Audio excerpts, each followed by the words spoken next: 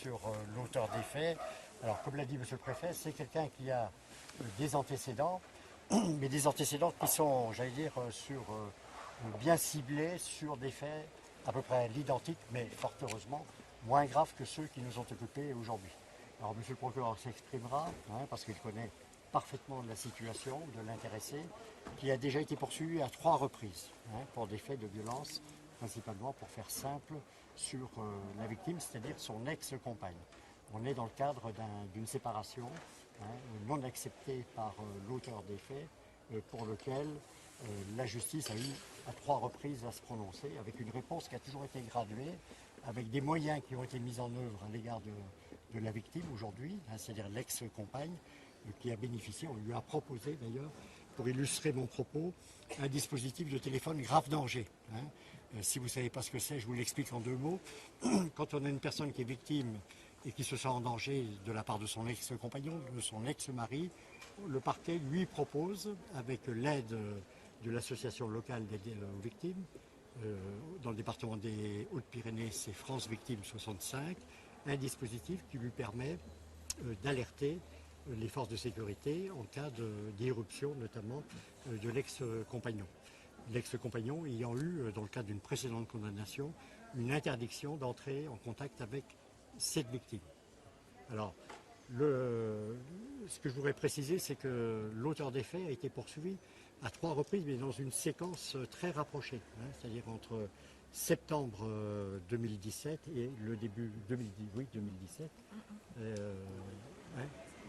Oui, septembre, et janvier 2019, avec à chaque fois une réponse graduée, puisque la première fois, il a bénéficié en quelque sorte d'une procédure simplifiée de comparution sur reconnaissance de culpabilité. Une deuxième fois, il a été poursuivi selon une procédure de convocation à brève échéance devant la justice, avec un contrôle judiciaire lui interdisant d'entrer en contact et de paraître au domicile de la victime. Et une troisième fois, il a été déféré selon la procédure de comparution immédiate. Et je vais laisser la parole à Monsieur le procureur de la République qui va vous donner un petit peu plus de précision et vous dire exactement quelles vont être les suites judiciaires qui vont être apportées. Monsieur le procureur. Merci. Ce sera simplement pour compléter ce qui a été dit. Donc l'antenne de Pau du SRPJ a été évidemment saisie de ces faits-là. L'intéressé a été placé immédiatement en garde à vue dès que le raid est intervenu. Et donc l'enquête va se poursuivre pour évidemment une tentative d'homicide puisque son ex-compagne a été visée directement par lui. Et puis, je ne rentre pas dans le détail de toutes les qualifications qui vont être retenues.